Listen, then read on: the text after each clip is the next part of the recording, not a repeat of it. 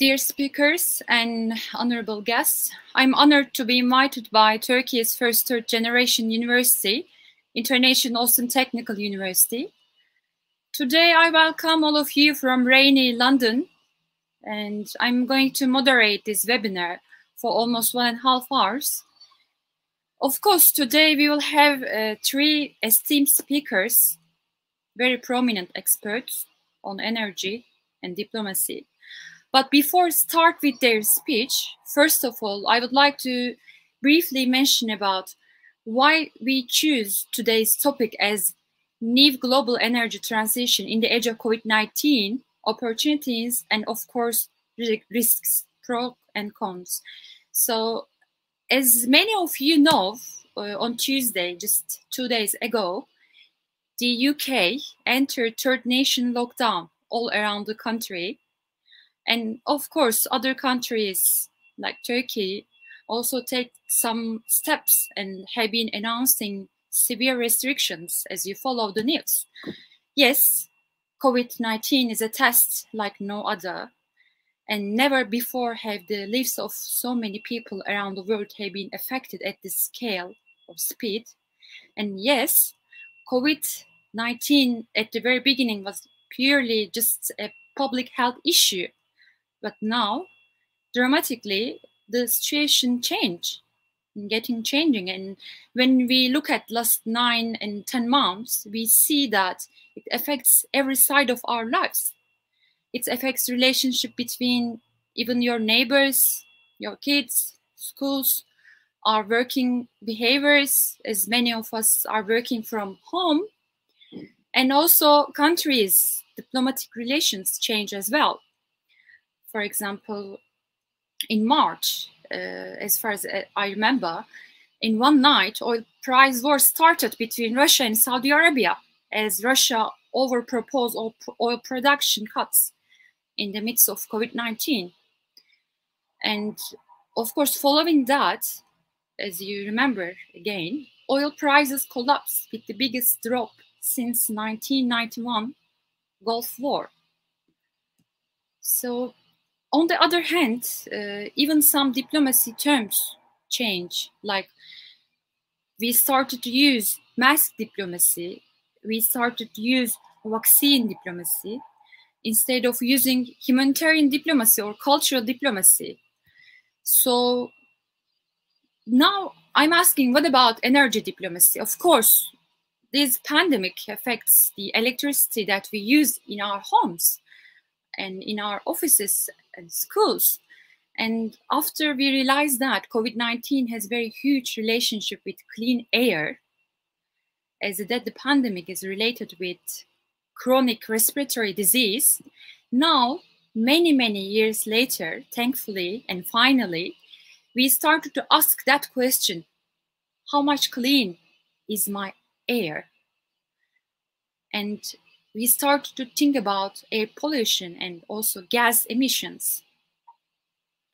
For example, NASA researchers found that since February, pandemic restrictions have reduced global nitrogen dioxide concentrations by nearly 20%. As you know, nitrogen dioxide pollutes our air and create very huge, immense gas emissions.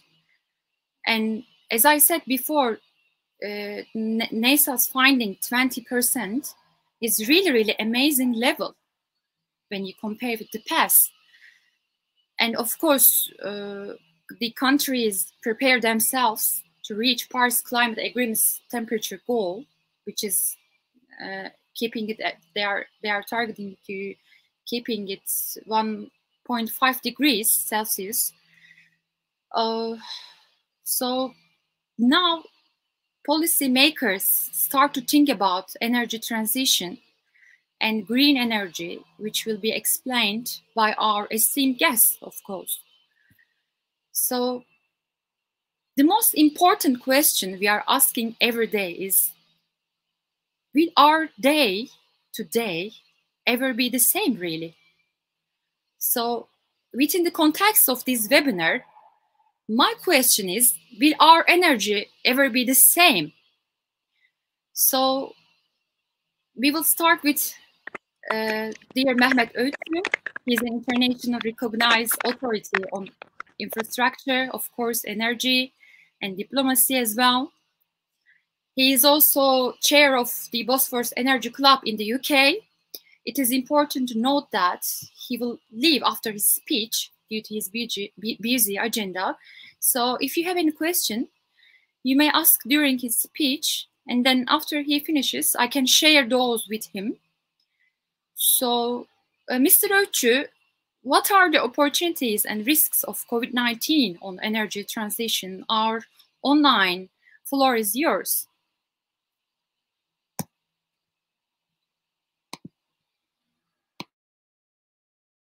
To be part of it, because all of us now are concerned on the implications of COVID-19 on our daily life, as you were saying. You also asked the question whether things will ever be the same again. The answer is very clear. Business as usual will not work. We have to develop innovative, new ideas, new business models, new ways of working with each other, and energy is a critical part of it. I'd like to give you a very brief overview of how I see the global energy transformation is progressing. I think number one issue is, even before COVID-19 came and distressed us, caused so much disruption in our personal and business lives, we had critical issues, structural issues in the world energy industry. Let me highlight some of them, if I may. One is that we had a surplus, we had an abundance of energy resources, be in oil, gas, coal, renewables. Demand was not so high, but supply was growing significantly in world energy. So we had an imbalance of supply and demand for a long time. And we were trying to find out how to strike the right balance between the two. Then COVID-19 came, and it caused so much destruction in demand, even in oil industry. You know, normally we were consuming around 100 million barrels per day of oil, and in the first few months of 2020, the cut has come around 9.6 million barrels per day. This is the biggest cut we have ever witnessed in the world oil history. And OPEC, as you know, plus Russia and other non-OPEC countries have decided to cut back the production in record levels, never seen before, 9.7 million barrels per day. And then in the last OPEC meeting, they increased the production about 500,000 barrels. This is a peanut, of course. But to reach again the same level as pre-COVID era, like 100 million barrels per day, I think it will take a couple of years, I believe. Our estimation is that by the end of 2021, so we'll reach something like 95 million barrels per day. So demand destruction is a reality, while we still have surplus. Production is coming in natural gas, in oil, coal, renewables. There's so much surplus. This is also in contrast to what we have in the developing world. Energy poverty. Almost 900 million people have no access to commercial energy, while on the other hand, we have the surplus. So that's one aspect of our life.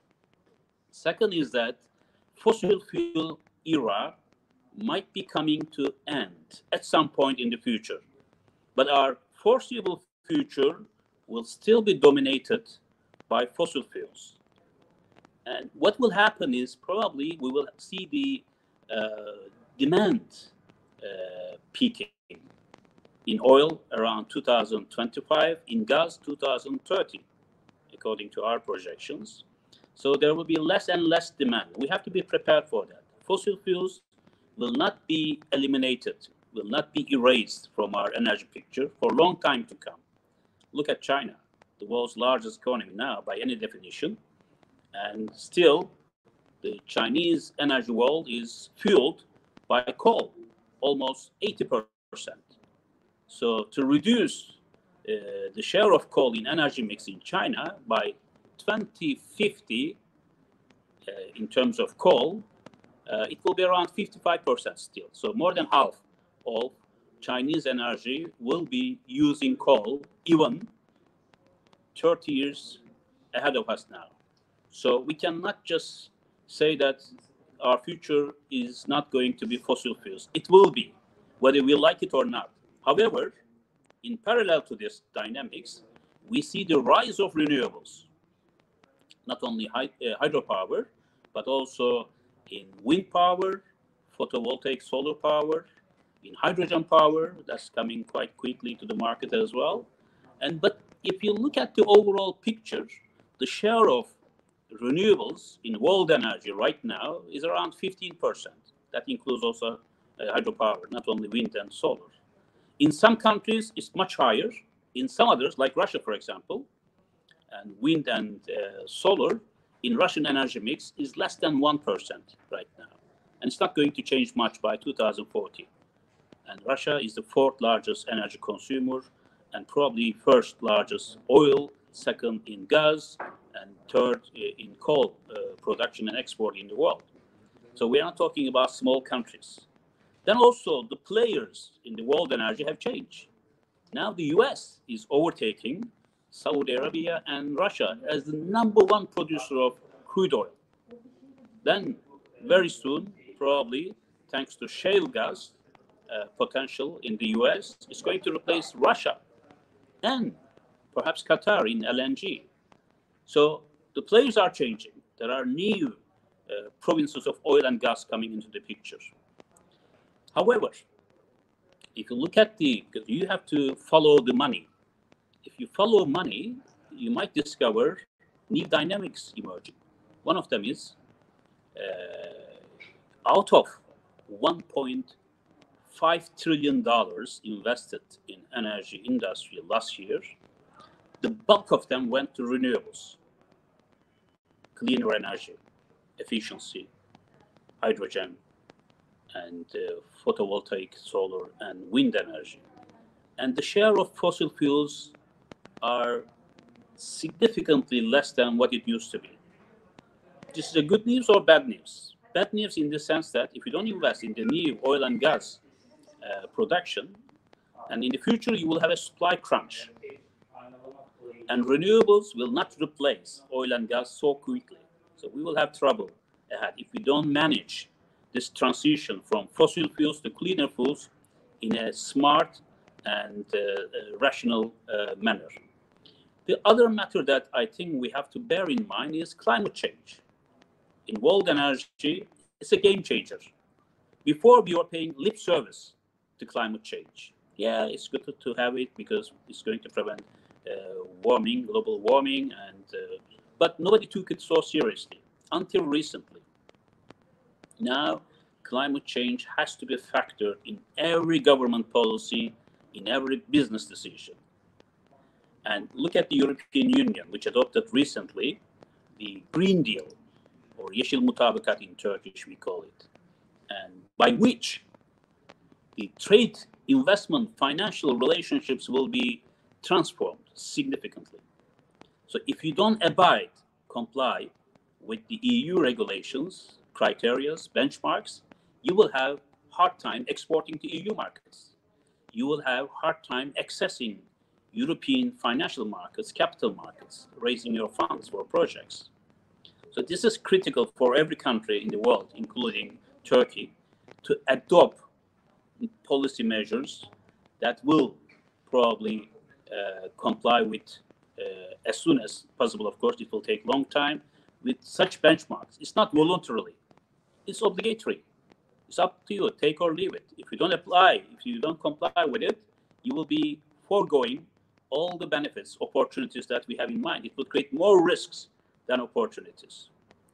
Then I think we have to also follow very closely what's happening in the global geopolitics.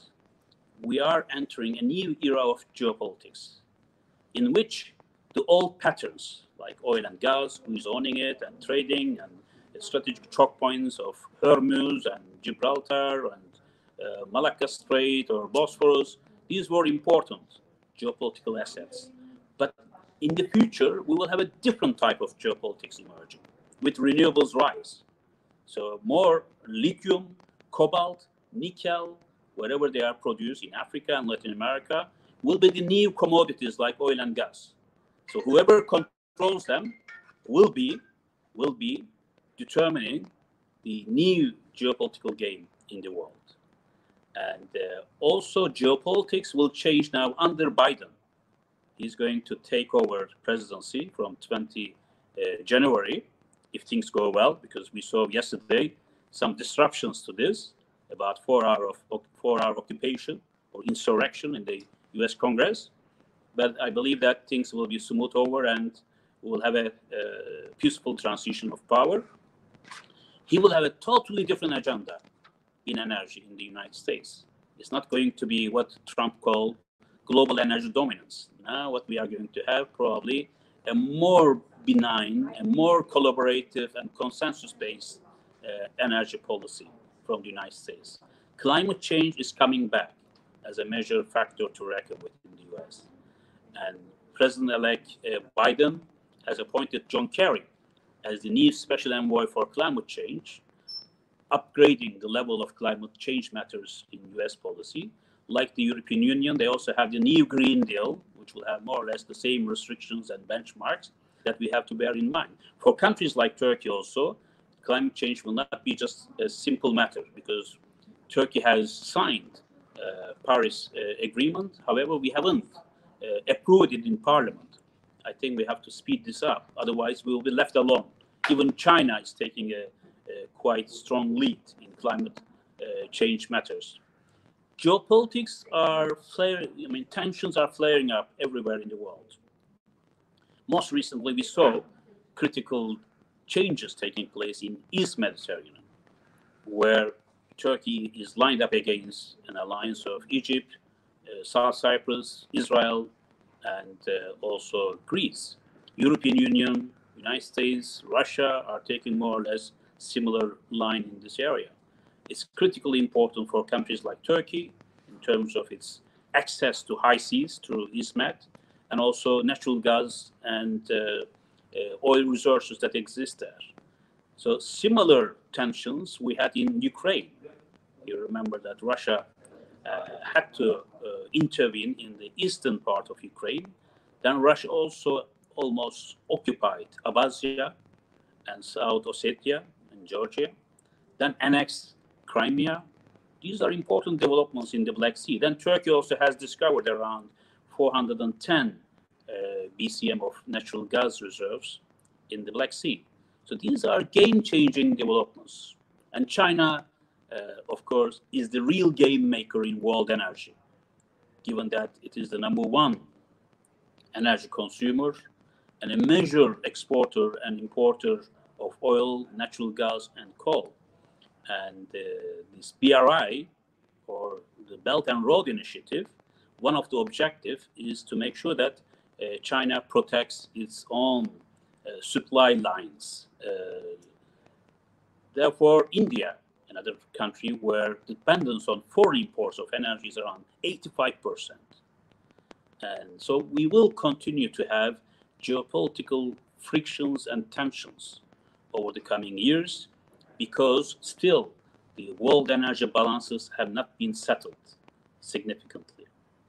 So COVID-19, yes, as your title of this discussion suggests, brings significant risks, but also opportunities. So we have to adapt ourselves to this new normal, as they call it. What the new normal is, of course, this imbalance in demand and supply, then digitalization, new corporate structuring of energy companies, not only oil and gas, but also focusing on along the value chain, even in transportation and finance, technology. So energy company will be all of them in one, if I may call it. So if we don't prepare ourselves for these challenges, we'll fail as companies, as governments. Talking of governments, I should also mention that the role of governments in regulating the energy industry will increase, because in the period ahead, we will have tough time finding finance for existing infrastructure and energy operations, but also for the new projects. Therefore, governments will have to come into the picture, providing more finance, providing more oversight and regulatory powers. This is good or bad. So, because if the quality of government is not good, this is going to create new challenges for all of us. And coming perhaps to Turkey with a couple of messages for business and government leaders. Since Turkey depends so heavily on imports of energy, remember 98% in natural gas, 93% in oil. We depend heavily on that. We also depend heavily on finance coming from abroad. Turkey doesn't have sufficient sources of finance to back up all these investments, almost 100 billion, 120 billion over the next 10 years. So since Turkey is plugged to the international energy system, we have to follow very, very closely what's happening in the rest of the world so that we can take decisions to keep Turkey afloat and invest more and more. We managed successfully transition to renewables better than many other countries, because the share of natural gas is reduced now in our overall energy mix. The share of coal is more or less the same, but we invest heavily in wind power and solar power, especially solar power in the next decade to come. And it is so important for us to see the energy from an integrated, multidisciplinary perspective, because it involves environment, climate change, finance, competition policy, taxation policy, whatever you call it, security, foreign policy matters. And so those countries who understand the challenge, the risks, and prepare themselves in advance in terms of decentralization, decarbonization, and decentralization, and also digitalization in the world energy industry, I think we will better respond to these challenges and grab all the opportunities that will come up in the new economy. So we have to think about the new economy, new energy system, rather than the old patterns, which will not come back. So let me stop here, if I may. And if there's any burning question, I'll be very happy to answer right away. Thank you.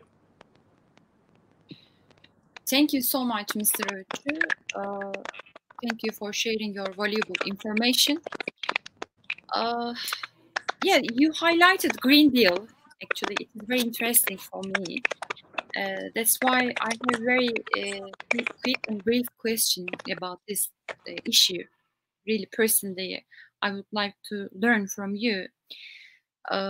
Because I'm always thinking, how much are they honest? You know, I don't want to give any name, any company name, of course. I don't want to criticize them, but some energy companies, very prominent, locomotive energy companies, they are promoting Green Deal, especially after COVID-19, green energy, Green Deal. And we can see from their YouTube advertisement as well. So how much are they trustful? Can we trust them regarding their energy policy? Are they really shifting from fossil fuels to green energy? Are they really protecting our nature? It's not about trusting energy companies or not. So now there's a new reality, that is European Union countries, 27 countries, now with the UK left already, have decided to introduce this Green Deal measures, and which will bring very strict compliance. And for EU companies, EU operators, but it will have impact on countries like us, because almost 60% of our trade is with the European Union. If we want to continue our trade in textile, in tourism, and car spare parts, and whatever you call it, we have to abide by this. Otherwise, we will be excluded from this market. So it's not a matter of whether we like it or not, whether they have double standards, or they are sincere, honest or not. It's not a matter of that. The matter is there are going to be very strict compliance measures. And EU companies also are not very happy about this, because this will put them on a level in terms of competition with China, with India, with Turkey, Russia, and other countries in a disadvantaged position. That's the reason why EU will be introducing new trade restrictions, customs, perhaps even carbon tax, carbon limits, in order to put EU companies at the same level with their competitors. So it's not about emotional reactions or statements. We like this or not. I mean, I don't like what they do as well, probably, but it's a matter of the EU principles that will open opportunities or close opportunities for us. So we have to prepare for it. Or we say, we don't care about the EU markets. We will focus on Africa, Middle East, China, and Central Asia. That's also an option. Okay. However, we know that it's the world's largest market. Thank you, Mr. Öğütçü. And just briefly, I don't want to take your time. Can you please mention about briefly, you know, in Eastern Mediterranean is backbone of Turkey and Turkey's energy deals as well. So how COVID-19 will affect Turkey's energy resources and regional Eastern Mediterranean region in terms of energy drilling explosions? Turkey has no problem in terms of energy availability. We don't need East Mediterranean resources. Turkey has more than enough supply sources coming from Russia, from Iran, Azerbaijan, perhaps in the future from the Kurdish region of Iraq, LNG, FSRU facilities that we have. And therefore, with Iran, perhaps we will have more resources coming to Turkey, especially if we talk about natural gas. And EastMed for Turkey is important because of the geopolitical influence that we have to have, because Turkey is the largest power in EastMed to reckon with in terms of population, military, economy, and energy demand, probably on a par with Egypt. Therefore, Turkey has been late in entering the EastMed game. That's the reason why now Turkey is seen as a country unsettling the picture in the region. However, Turkey has a very legitimate rights in EastMed. Also, Turkish Republic of Northern Cyprus, which Turkey protects and advances its interests as well. So without Turkey, any solution in EastMed is inconceivable. Turkey could be a game maker, peacemaker, but also perhaps deal spoiler if it wants so. Therefore, it's going to be a long struggle, like in the Aegean Sea that we had with Greece in terms of territorial waters. It wasn't about energy resources. It's about the passage all the way from Istanbul to Mediterranean of Turkish naval and commercial ships. So for Turkey, it's more geopolitical asset and legitimate rights rather than only energy. Energy is just a small picture of it, because EastMed, I don't think will have a great chance in terms of energy exports, development and export to the rest of the world. Because as I said in the beginning, there is abundance of resources in the world and cheaper than EastMed. And there is not going to be any pipeline, EastMed pipeline, for example, that they are talking about. It will not happen because there is no appetite in the European Union or the investment community for putting money into infrastructure. So if you allow me, I would like to leave it here. Yes, and thank you so much, Mr. Öğütçü. We would like to meet you for the future webinars. Thank you so much. Thank you. We appreciate it to host you, our online webinar, our online course. My pleasure. Thank you. Yeah. Okay. So we thank Mr. Öğütçü. He's very prominent energy expert, of course, internationally. Now we will continue with Dr. John Bowles. Hi, Dr. Bowles. Can you hear me? Hi, Celine. Elif, Hi. sorry. Hi. I'm good. Dr. Bowles, he's going to enlighten us today on United States, China, Russia, and the energy transition and of course, COVID-19.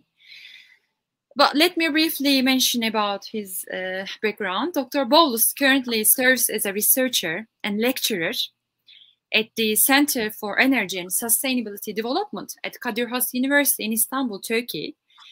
And he is also the editor-in-chief for Energy Reporters His PhD dissertation topic at Georgetown University is really, really unique and really interesting. It is about Turkey's natural gas strategy. So today, as I mentioned before, he will enlighten us on United States, China, Russia, and the energy transition, and of course, COVID-19. Yes, our online floor is yours, John. Thank you. Thank you for having me. I'll jump right into it. I'm going to make kind of, Mr. Ochu touched a lot of the points that I think are very informative about the things I'm going to say today. And I'm going to try to present an argument that it's more along the geopolitical lines, but explaining how energy relates to that, how geopolitics and the volatility really in geopolitics these days is not only related to the energy transition, but it's accelerating it, as we've seen in the past. And so in this first slide, of course, there's the intro of the US-China. That's the kind of mega geopolitical struggle that is going to shape our world for the coming decades. But the slide on your right is of Winston Churchill, the former head of the Admiralty of Britain, who really championed the shift from coal to oil, which was quite profound for the British. For those of you who know their history, the British were, of course, the largest producers of coal. And these supplies, of course, helped them lead the Industrial Revolution in the 19th century, and more importantly, militarily allowed them to have a global empire because they could have coaling stations all over the world and coal-powered ships that gave them an advantage in battle. Of course, other countries caught up, but they had that lead and were, the global hegemon really in the 19th century. But by the end of the 19th century, oil was already coming online in the 1860s, but it had not been determined yet how it could be used as a transport fuel. The British military was the British Admiralty saw the clear advantages of using oil as a naval fuel.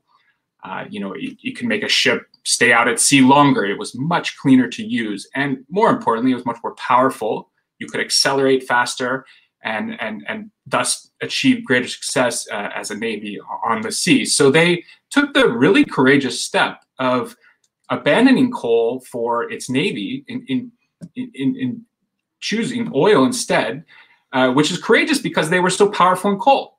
So they made this decision, and it was really then in World War I, as I show here on the slide, of where we saw the real advantages of oil in warfare. At sea, the British were able to keep the German Navy in bay. Motorized transport, of course, we're talking about tanks, even cars. French taxis played a heroic role, and just transport vehicles. And then, of course, airplanes started to come in as well in World War I.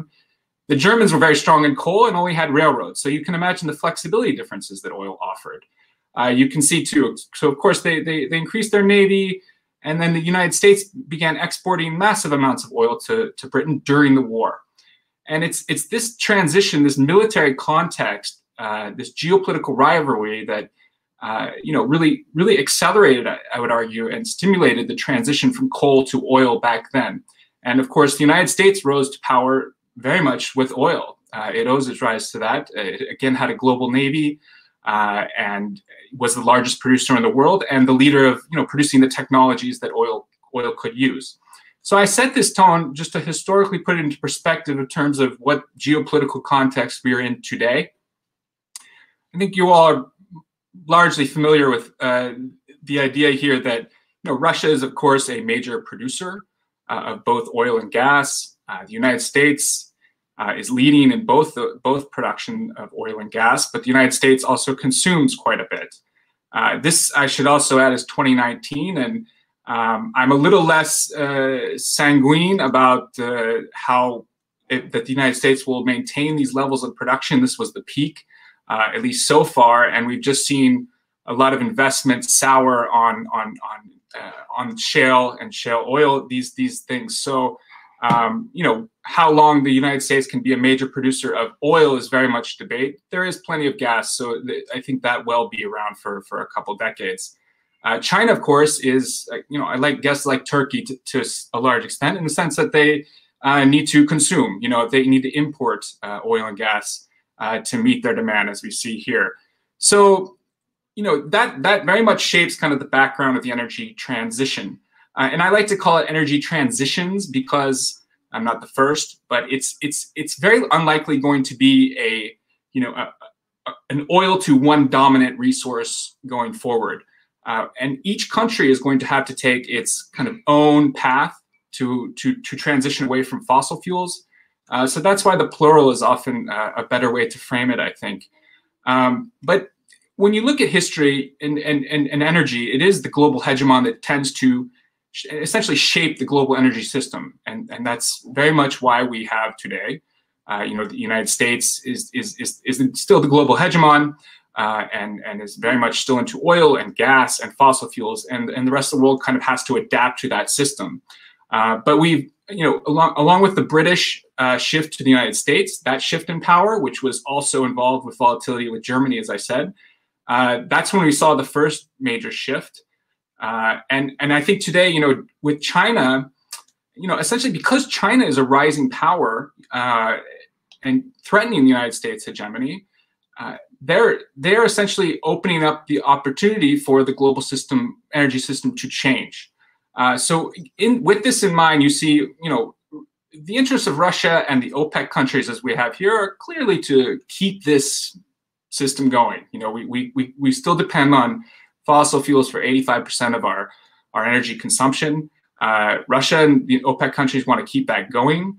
Russia has built ties, of course, with China more recently through oil and gas pipelines, as well as joint exploration in the Arctic and eastern Siberia. And with the United States, as Mr. Illichů was talking about, there is going to be a shift. You know, with Trump was very pro-OPEC. His first visit abroad was to Saudi Arabia. We can all kind of guess about his ties to Russia, but he practiced a very pro-fossil fuel, pro-U.S. oil and gas policy, you know, this energy dominance, which was, you know, largely implicated through sanctions, which were designed to take oil from other countries off the market so that U.S. imports could fill the market. China, on the other hand, wants to end the hydrocarbon era because they are so dependent on imports of these products. And they have become the leader in green energy technology and industry. So we will have to see how this develops going forward. I throw this slide out there. This was a report from the Oxford Institute for Energy Studies a couple of years ago. You know, even in the most kind of optimistic decarbonization scenario, you're going to see that we have to rely on oil and gas to a large extent. You know, that kind of scenario still will dramatically help us in our battle against climate change. But it's kind of a reality that we need to keep in mind. It's not going to just change overnight to be, you know, all clean energy. That transition is too difficult. It would be too financially challenging for many countries. So as I talked about, it's not going to be a one dominant source to another. When you look at solar, wind, these are kind of the traditional hot energy, you know, renewable energies that we're talking about. They rely on batteries. China is the clear leader. Europe is very into it. And the United States is as I call it, it's kind of a hybrid. The United States, we're not sure where it's going to go. I do think the worm has kind of turned there on climate change, but it's also a commercial question. Companies will always pursue opportunities in the United States to make money, and that's where a lot of the momentum for renewables there are coming from. Hydrogen is a very interesting new fuel. It's not new, of course, at all. Scientists and energy people have known about it for a long time, but there seems to be real momentum around it since 2019. You know, in the United States, particularly in Europe, Japan, Korea, Australia, and even Russia. And this is because hydrogen is something that you can use fossil fuels. The only hydrogen we have today that's being used is generated by gas or coal. So it's an energy source that is clean, but you can generate it using these dirty fuels, and that process is clean. You can use old oil and gas infrastructure if you repurpose it and refurbish it to transport hydrogen. So this is kind of the West, I'd say, and East Asian countries, non-China countries, their kind of rivalry to China's dominance really in solar and wind and batteries, electric vehicles. And as you see below, nuclear as well. China is very, very strong there. Russia is very strong in nuclear. Nuclear has had kind of a lull for a decade or two, but there are some who argue that we could see a resurgence with nuclear, so that could be part of the energy transitions. And then finally, the one I haven't talked about is carbon capture. This is designed to essentially make the use of coal or gas-fired power plants clean by attaching technology to them that takes the carbon out as you're producing the power, so that they're clean. But of course, this requires just an investment that many companies don't want to make unless they're forced to. So policy really matters, and especially when it comes to China and their renewable push. This has been a top-down push, and has succeeded so far. Of course, China does rely, as Mr. Öçü said, tremendously on coal still. So it's a mixed picture there. So the energy transitions, well, largely they will decentralize the world. That's because there needs to be less trade. Fossil fuels rely on trade between countries who have them and countries who don't. Even the ships that do all the trade of their goods, whatever, you run on oil. So the less oil and gas consumed, you're going to see less kind of international trade and international commerce. There will also be less inequality between societies and between nations. Because of this, there isn't this difference in who has the resources and who doesn't. Renewables and these other new energies I discussed can be produced by anyone, really. It just kind of requires their investment. Of course, everyone doesn't have the sun and everyone doesn't have the wind, but it's so plentiful, renewable energy. I mean, the kind of common example is the Congo River in Congo, in the Republic of Congo, can literally power the whole continent of Africa if the infrastructure was built out from it, just using that. So in these energy transitions, intellectual property is going to be more diffuse. Oil and gas, it's a small select group of companies that own the technology and are approving it. But again, this will kind of diffuse markets and finance around new technologies. The big one, of course, is a cleaner, more sustainable planet, and it will also help alleviate poverty.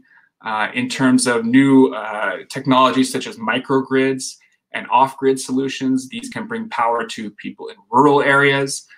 So these are exciting things about the energy transition that will come about. And overall, this will de-escalate conflict around energy. As we've seen in the fossil fuel era, it does quite stimulate that competition. However, there will be business competition. Critical materials supply chains. At this point, these numbers most recently I saw were that China and Russia have 57% of the rare earths that are used in renewables. Lithium, those are the countries, Australia, China, Chile, and Argentina are big in lithium. The batteries that we will need to store wind and solar power that is not immediately used on the grid. You need to use it so that you have it at night when the sun isn't shining, for example. Super grids, right? There's a competition on running major grids from China to Europe. Is that going to pass through? I was reading about this the other month that there's a new electric transmission line that's running. Going to run through Cyprus and then Greece. So is this going to be a competition? Well, I think it's going to be a far less competition than oil and gas pipelines because Again, electricity is abundant, power is abundant. This is also going to, you know, kind of connect countries more. And we've seen this. Oil was very contentious. Gas is more of a cooperative fuel. You need to have cooperation to develop it. Power, everyone has it, so you're going to have greater cooperation internationally for those reasons. But obviously, China's push here too is, you know, it's a battle for essentially money and market share. You want to be able to sell your goods and technologies into markets. So the real kind of question I think around China is whether it, you know, it wants to be kind of a global climate champion. You know, is it sincere about wanting to do something about climate change? Because they really do hold the future of the planet in their hands at this point in terms of climate. We all need to contribute. China accounts for 28% of global emissions. The United States accounts for 15%. So those two countries, there has to be a solution from there. And Biden's election, you know, they've already come out and Kerry's Secretary Kerry, former Secretary Kerry, who's now the climate envoy, has talked about how we, you know, the United States has to work with China on climate change. So, you know, in terms of the US-China competition, I talked about this kind of accelerating the energy transition. I would say that COVID-19 accelerated it even more. We obviously saw the decline in energy use during this period, but and a more intense US-China competition. You know, COVID-19 has been the best thing that's happened for fixing the climate than any multilateral agreement has achieved so far. And what's interesting, I think, is that, you know, within COVID, you saw that this China signed this trade agreement in January of 2020, and that was kind of forgotten because of COVID, but also because it just didn't happen. You know, that was supposed to include a lot of oil and gas sales to China, but, you know, obviously the world economy sputtered and stopped. Russia, I would say, is now China's Saudi Arabia. You know, the United States relied upon Saudi Arabia since really the 1940s in earnest. The relationship started in the 30s. But, you know, to have this kind of reliable supply of oil and gas, they just opened a new massive pipeline from Russia to China. So those two countries are getting very, very close in terms of energy. Russia needs the China market to assure that it has, again, a market for its products. That's what it wants to do. It wants to extend the era of fossil fuels. And India is an interesting one in terms of, you know, where the U.S. oil-gas relationship with them will go and its rivalry with China. The United States has developed closer ties with India in the last 2 to 3 years. So just to conclude, you know, when thinking about energy transitions, shifts in global power drive energy transition. So we should be actually thankful that on some level that the United States and China are kind of have this rivalry going on, and they have, because China's trying to unseat the United States' dominance over the energy regime in the world more broadly, right? And they're proposing a different path, which is the cleaner path. So this competition is actually helping the energy transition. Technological innovation is important, but it's not determinative by any sense. I've looked at these issues historically, and you know, there are plenty of times when other technologies could have emerged, but simply didn't. They need policy support. You know, in China, that's for renewables, and it's clear that the West and the rest, I mentioned before, countries like China, Japan and Korea are turning to hydrogen as kind of the counter to China's dominance in renewables. You have to have, though, full supply security to make a transition to a source. In oil, what happened was after the war, you know, I think many around Turkey are familiar with the history, but all the companies came to the Middle East to make sure that they had enough supplies in the 1920s and thereafter. You know, you have to have supply security before you can initiate a full-scale transition or push into a certain energy source. And then finally, you know, the role of the military sector in past energy transitions. Could it be in the future? I'm no futurist. Maybe some of you can think about different ways, but, you know, obviously in the aviation space, satellites, space, or AI, If a certain energy source gives an advantage in a military domain, it can quickly gain gain currency and potentially be a more major part of the global energy system. So thank you very much. I'll be happy to take questions after or whenever. Thank you. Thank you so much. It was very insightful and very deep and informative speech, actually. You had a lot of prominent and current examples, and of course you gave you explained with a lot of flashbacks also. I want to mention about the energy wars a little bit, because you said that, for example, Congo River has very huge potential for developing clean energy. So yes, it is enough for all Africa as well. But from that point, my question is, can this potential create an energy hegemony war between China and United States in the near future? Well, most analysts point to the concern about a U.S.-China war in terms of energy coming from the potential of closing the Strait of Malacca or the Strait of Hormuz, through which China gets the majority of its oil imports. This is, the United States still is the dominant power at sea, so they have the ability to potentially block their supplies of oil. You've seen this is a lot of what's pushed the Russia-China connection in recent years, particularly since 2014, and the United States put sanctions on the Russian oil industry so that they couldn't access international capital to finance projects, and they've turned to China, and China has been financing projects in Russia, but they also share a common, an interest in what we call the Northern Sea route, that is the route that goes over the Arctic Ocean. That's a shorter route for China to get its goods to Europe. So there's, and it's driven, I think, by this concern that the United States, in the last 6-10 years has been so liberal with its use of sanctions.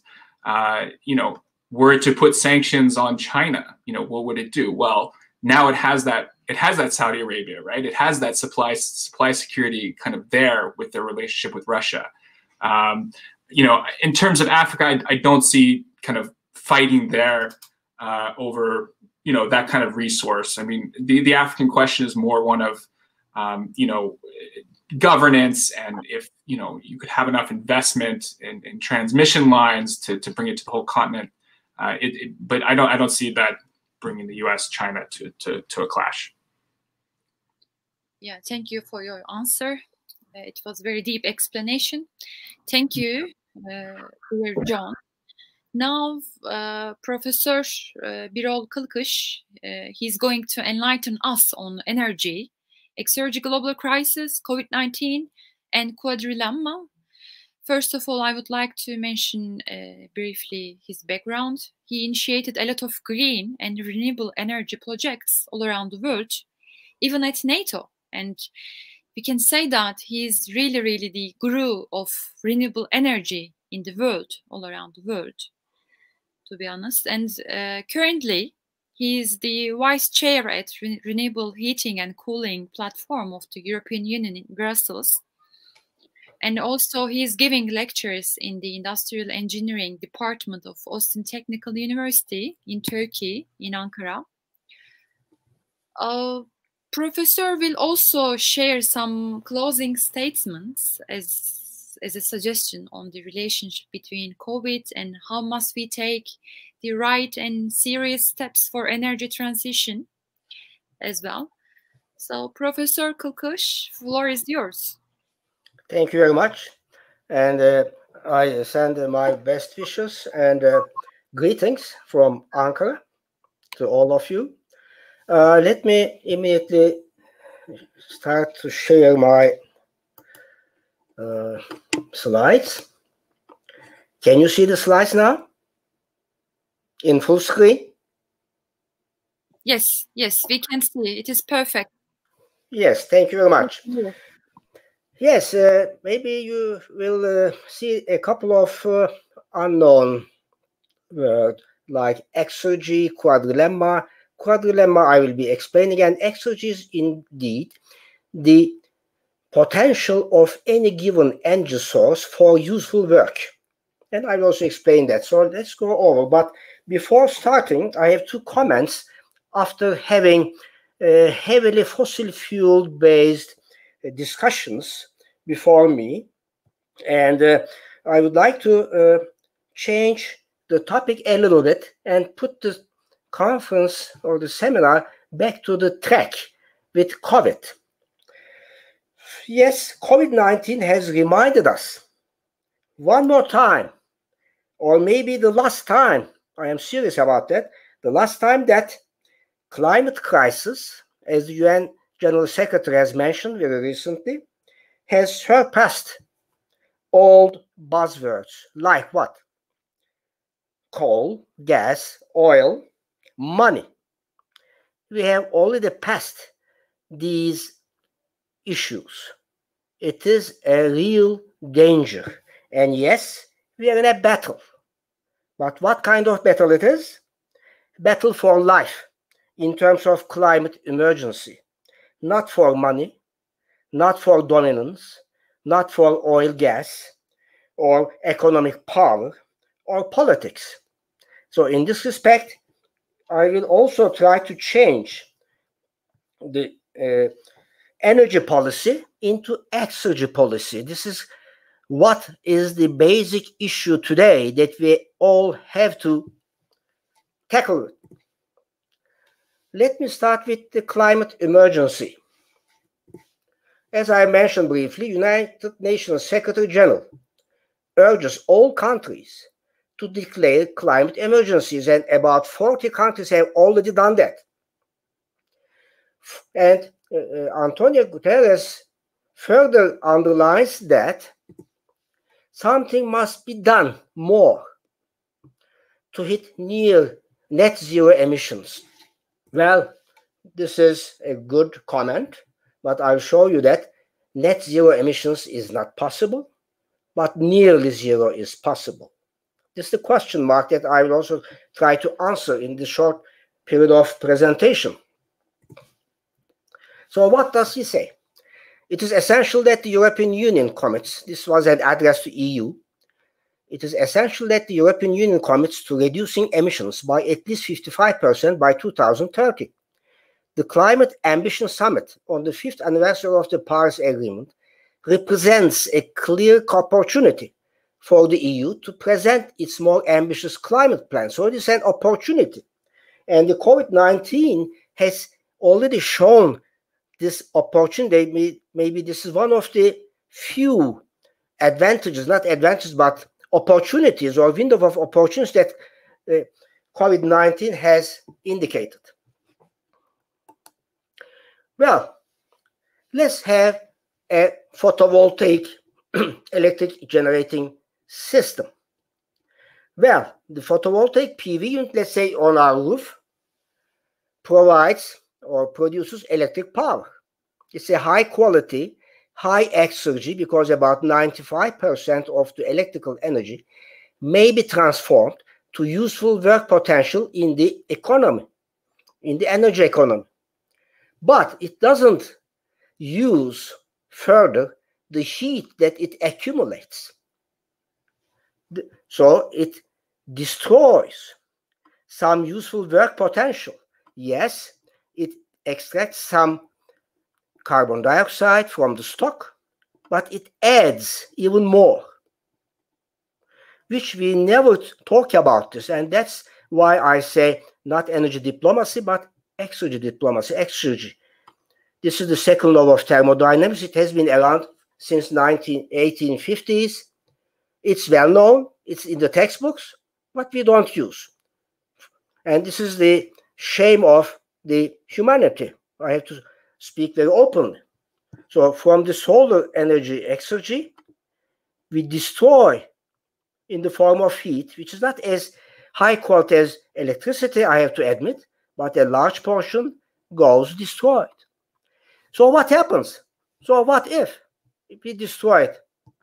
Well, someone, somewhere in some sector has to offset this destroyed exergy, most probably burning some fuel oil or some fossil fuels. So this is a geometric way of continuation. The negative or the net negative carbon dioxide will continue in smaller amounts, but there may be a solar panel, another PV, another smaller PV. So this goes in a geometric relation, geometric series, but it never ends. That's why we can never hit net zero without the help of the nature. But we can close enough. So if you don't see or don't want to see the root cause, one of the root causes of carbon dioxide emissions, how are we going to solve the problem? Even we use everywhere photovoltaics. It doesn't help because every photovoltaic is harnessing some part, but it is also wasting roof areas, farmlands or open lands for electricity generation with a huge amount of waste. Is there a solution? Yes, we could use a photovoltaic thermal for the same area. You could also generate heat, etc. And therefore, we are dealing only with half of the global warming problem. We know the problem, as UN Secretary General has already put.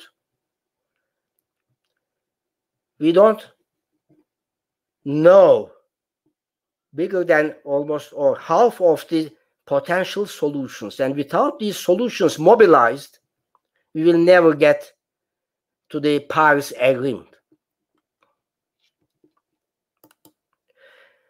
The solution is to minimize the distractions by other applications, hot water, industrial heat, etc., etc. So you minimize these gaps. That's the solution. That's the way we should proceed. So this is very striking. Depending upon more than 100 years of statistical data, I have arrived to this conclusion. For every destroyed exergy per kilowatt power, which means we are destroying the potential of generating more power, in any given process, whatever it is, PVT, PV, it doesn't matter, the global temperature increases by about 0.2 times 10 to the minus 3. You might say, oh yeah, it's not a big deal, it's 10 to the minus 3, but it's just for 1 kilowatt.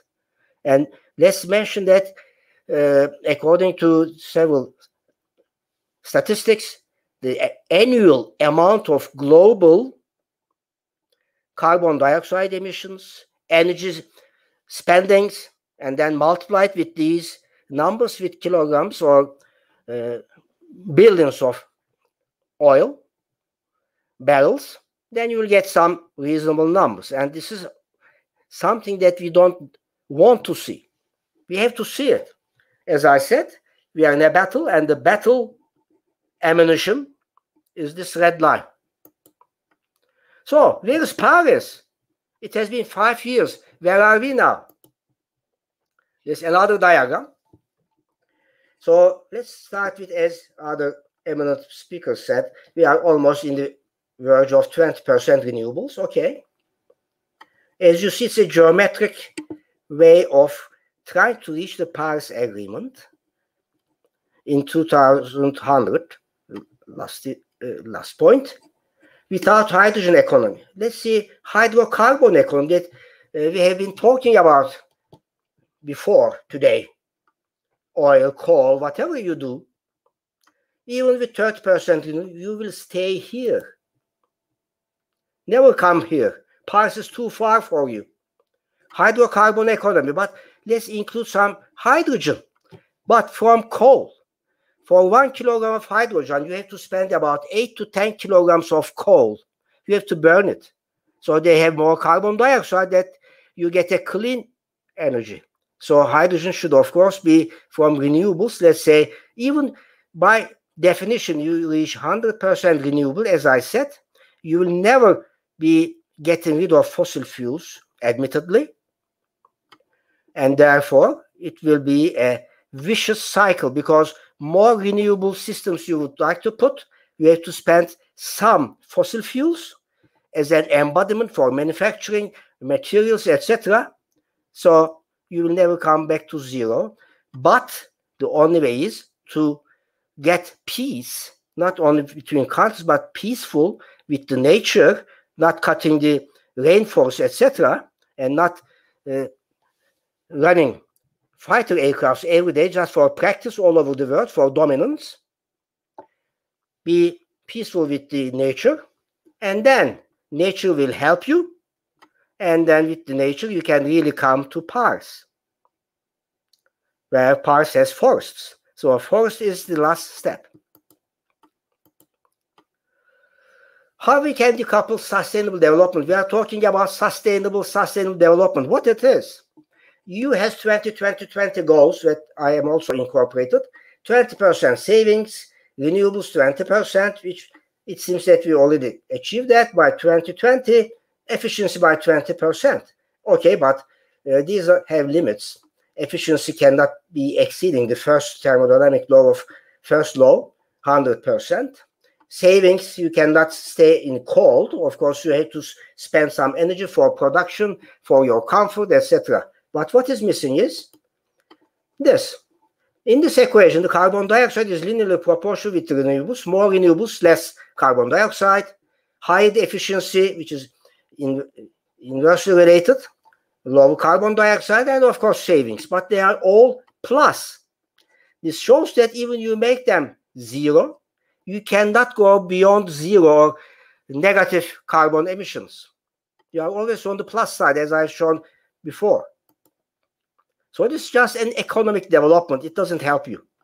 And carbon dioxide will be still in parallel, business as usual. But let's say we do better job in energy savings, renewables, energy efficiency, which is inversely proportional, but you still are on the positive side. What we need is a new term, the rational use of the quality of energy, Xi-R. And higher the Xi-R, of course, it is close to 1, so it is again positive or close to 0. So something has to be here in negative, mathematically speaking. What's this negative? Natural sinking.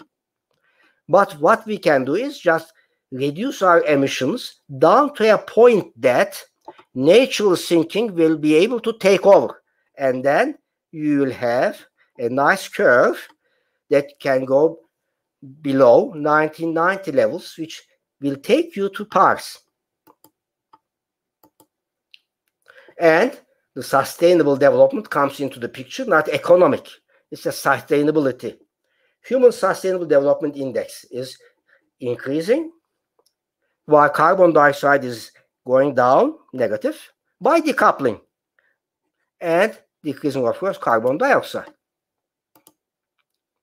What's quadrilemma? Well, we have social welfare and health, energy spending for welfare, exergy destruction that I'll be explaining momentarily, because once we use energy, we are destroying some exergy, as I've shown in PV case, which is responsible for additional carbon dioxide. And when you add them, like this, they have cross relations. And then when you add them up, you harm the climate, and climate harms social welfare. And most important today, it affects COVID-19. And that's my main topic. Where is International Energy Agency? Have you ever seen in any of these reports this term? I would suggest you, when you go back, try to search to any search engine all IEA publications, and you will never see this term. And without this term, the World Energy Outlook, to me, is nonsense. as long as we have this blank here, that's a fine collection of statistics. I appreciate that, but just for energy. And exergy is as important as energy. Here you see that. So, COVID has also relationships, and in this term, we are already late, maybe too late. So, COVID-19 has now recently a vaccine, but climate emergency has not, except our change of mindsets from energy quantity, because energy outlook is always quantity, billions of barrels of oil, etc., or kilowatt hours. But this is the quality. And this is a matter of mindset. Okay. So, as I have mentioned, maybe you have noticed, in my quadrilemma, there is no economy. It doesn't mean that I hate economy, but it is far beyond. It has fallen much before our solutions. Look at this. Power plant, coal or lignite, and some wind turbines. Do you think these are working and going to offset this huge coal and lignite economy? Because wind turbines cannot compete sometimes with coal. It's cheaper. But as I said, economy doesn't rule anymore. This happens. And look at the air quality of the recent power plant in Turkey. Do you think this is something that indicates this one? This is the World Meteorological Organization. This is the business as usual. Let's forget about that. Green growth with carbon capture and storage. Greener growth. But even the greenest system cannot or asymptotically reach 450 ppm stabilization target, but not below. The pulse is somewhere here. Okay. Why exergy? What's exergy? There's a famous saying that we pay for the quantity of energy, let's say kilowatt hour per cents for electricity or cubic meters of natural gas. But we cannot use all of it as a matter of the first law or the second law of Carnot in 1850s. For a given quantity of energy, we can only utilize some part of it, value-adding quality, depending upon the source temperature. So this is another example. Let's say this is a boiler with a condensing features 97%, but it destroys a lot of exergy of natural gas or coal, and we say it as cutting your butter in the breakfast with a chainsaw. Or PV or generator. Yes, generator is better. Your rationality is much better than a boiler, but it's not good enough because you are wasting the downstream of the energy that is available to you. When you combine heat and power systems both, you get a better relationship. And for green applications, the general rule is your rationality must exceed 0.70. Just give an example. The rationality of using natural gas in your condensing boilers at home for comfort is 0.06. You are losing 94% of the potential. So someone has to replace this potential, isn't it? It's so logical. Maybe probably using at a decreasing rate by fossil fuels. So you are responsible for additional carbon dioxide emissions. And that's why unless you recognize this exergy situation, you will never come to the solution because you know the problem, but you know only half of the solutions. So as a matter of the rationality, as you see, you can really effectively reduce it. Well, the atmosphere is very important. What's happening in the atmosphere? Let me go a little bit quicker. This is an annual change in the temperature. It gets in the northern hemisphere. It's 2018 data. about 1 and 1.5 degrees Kelvin warmer. This is the ozone depletion potential. Ozone doesn't like cold climates or cold layers of atmosphere. So this hot blanket or the greenhouse effect, when heat is built up, is actually cooling down your ozone layer. So ozone layer gets thinner. And therefore there's a perfect match, a perfect symmetry that we also don't recognize that ozone depletion and global warming potential are directly related. Actually, their relationship is in the form of the number pi. So this is a new combined index, which gives the combined effect of global warming potential and the ozone depletion potential. New refrigerants, for example, are touted as zero depletion potential, but their global warming potential is still in the range of 600, 700. And this is the residence time in the atmosphere. So carbon dioxide is also responsible because of the leakages of your refrigerants. So the cooling load, by the way, is going to be in buildings the biggest load by 2050. And cooling load, even you use heat pumps, everything, you are responsible for all these carbon dioxide emissions. So as you see, sometimes in wintertime, the ozone layer tends to be smaller, but with some time lag, it's the biggest. This year, for the first time in history, the northern pole had also an ozone hole. Not good news. So we need to work more to solve this puzzle. And of course, when the troposphere gets warmer, you get a layer interface here. The ozone layer gets cooler. So these are the exergy levels, and these exergy levels push down your temperature shear down. And that's why, meteorologically speaking, many climate problems like tornadoes, everything that you have never seen before, floods, are coming closer to the world, which used to be on the stratosphere, way above. We never felt that, but now we are feeling it because of this, as I said, the situation of the troposphere and stratosphere. Anyway, anthropogenic and natural factors, virus infections. I have already mentioned air temperature, the humidity, weather conditions on the natural side. Relative humidity is important. It has to be maintained in around 50%.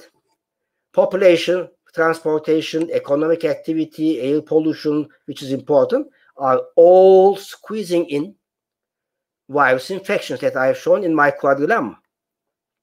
That's the map of the COVID-19 relation to carbon dioxide, because carbon dioxide affects the relative humidity, global warming, the rain depletion, etc.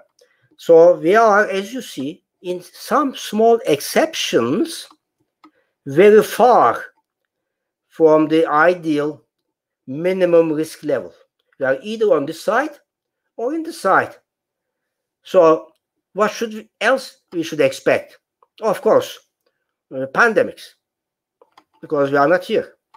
Well, you may say, we can have air conditioning units. Well, air conditioning units spend more carbon dioxide, so it's a vicious cycle. Particles matter in the air and COVID-19. These are the latest data from Italian scientists. And as you see, this is just SO2 emissions from power plants, transport, etc. It seems there's a large scatter, but this scatter is getting smaller by new data that COVID-19 cases are increasing quite linearly with the amount of SO2 emissions measured in the air. And this is the PM10, or the particulate matter in less than 10 microns, or we have also 2.5 microns. The same thing. So coal and lignite. We are talking about coal and lignite. These are the disadvantages. Let's say for 1 megawatt hour of electricity, we generate 2,100 pounds, this in pounds, of carbon dioxide.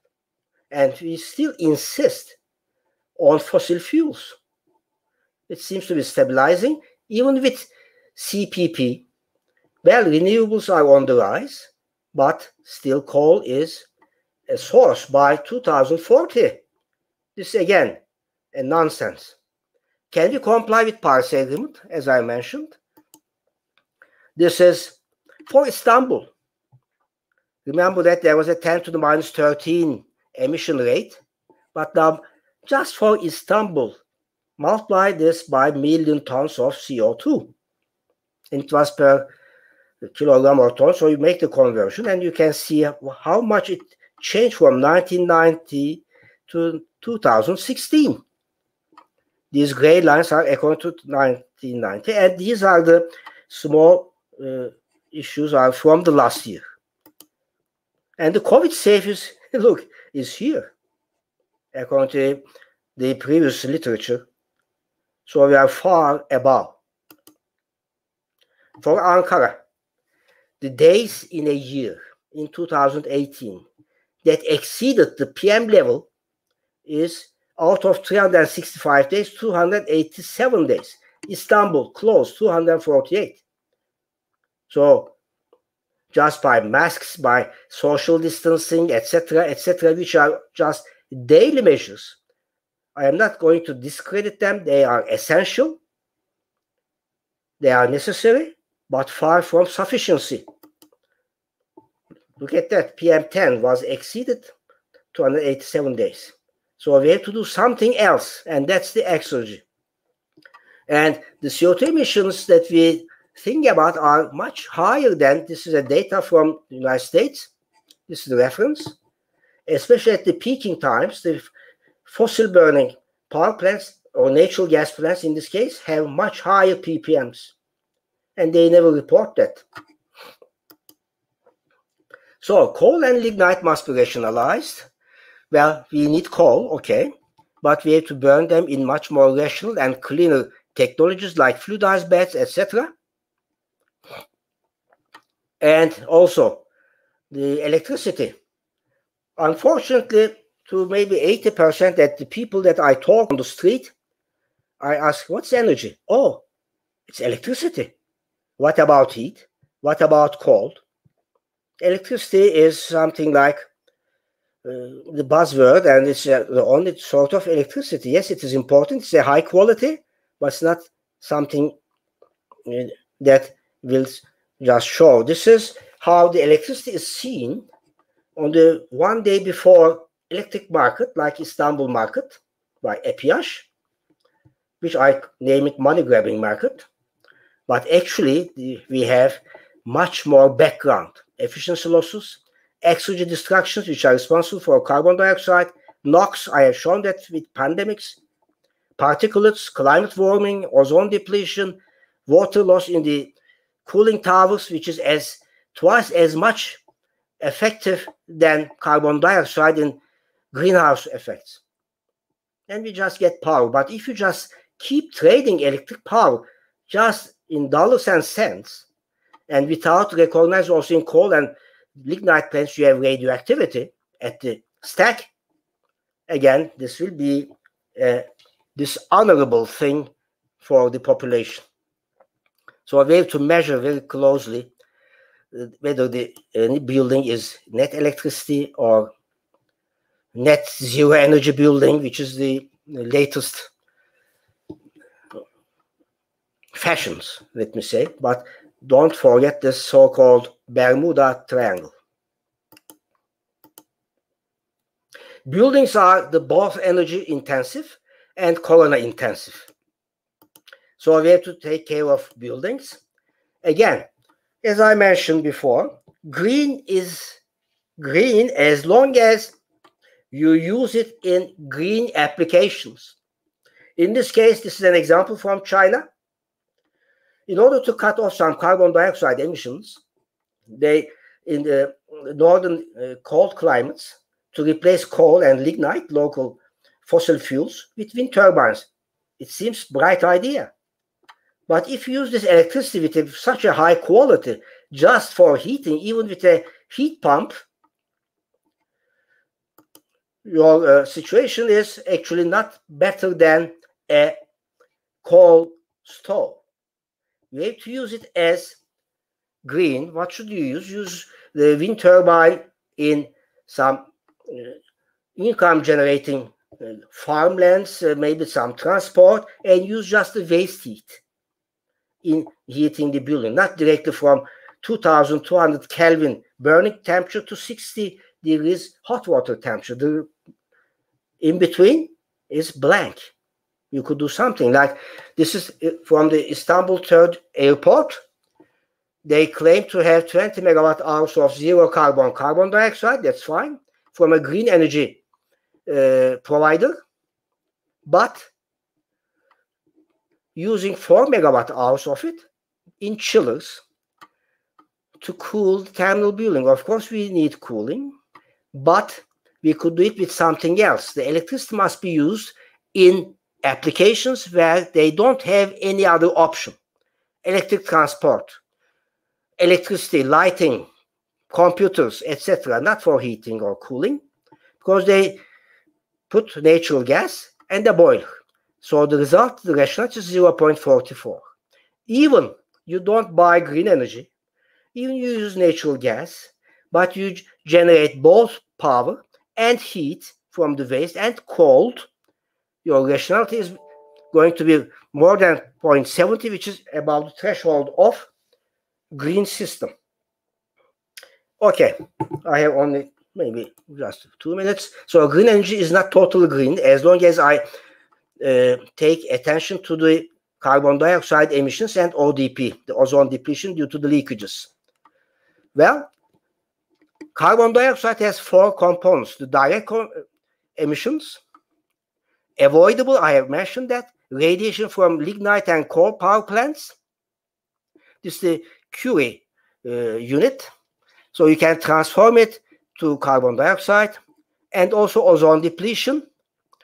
The Dobson unit in ozone depletion gives you some UVB, which is harmful for your system against viruses. IUVB can also be transformed into carbon dioxide. So then PM 2.5 is also a function of the carbon dioxide. You can convert it. And finally, as I mentioned before, the Bailey PM exceedance, number of exceedance versus cases per population is increasing. So this is the message. Let's recover energy from waste. Let's say in Istanbul municipality, we lately used waste to generate in a generator electricity. Fine, but it's all. The rationality is only about 30%. In phase 2, they can generate more heat. I am trying to, as you see, the voids, the blank lines. Thermal applications, greenhouse district heating, further this, you can reach to 0.90. And as you see, you can actually reduce your carbon dioxide, not to zero, but close to zero.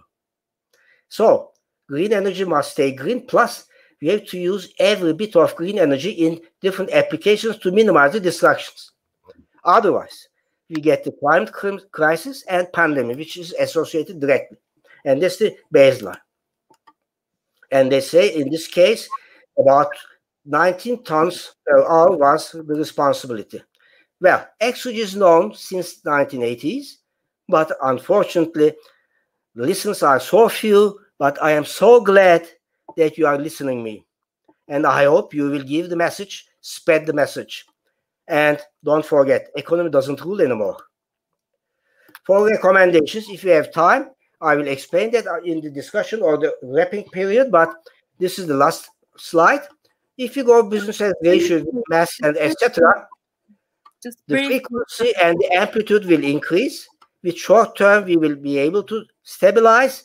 But if we really need to control COVID, or maybe hopefully get rid of it, decarbonization by exergy. Thank you very much. Thank you so much.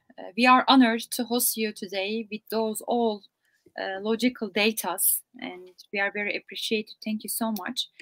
As you said that nature will help us reach Paris Agreement. It was really motto of today. And COVID-19 has vaccine, but unfortunately climate change has no vaccine. So yes, thank you so much. I appreciate it. This is the nature part. We have to hug the trees.